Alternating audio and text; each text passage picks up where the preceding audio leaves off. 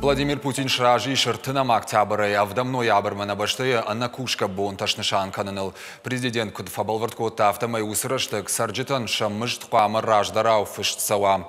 Уймама регионтан бар раттын уаламхашанана кушка бон ташнышан канын коронавирусынықма тоқ канымма. На баштай шарлауагма рашит регионтам уавармагашка анакушка бонтанымайн дуныртыкагам октябры.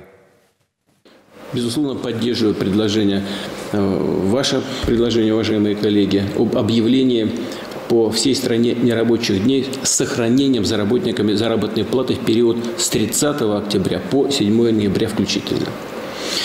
Вместе с тем, понятно, что в каждом субъекте федерации эпидемиологическая ситуация складывается и развивается по-разному, имеет свою динамику и тенденции.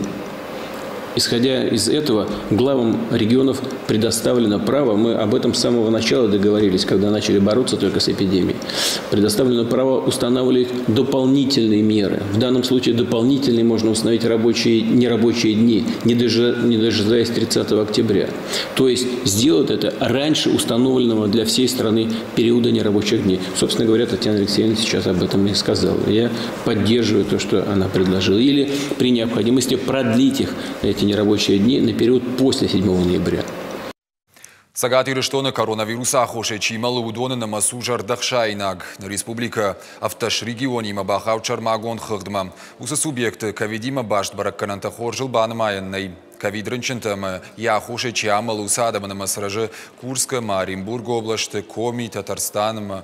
Сагатиры штоны республиката Арвалбон вирус камарабарагва и удоны на масшуткам уарашейш хаца артенфон зминадой магма вахш.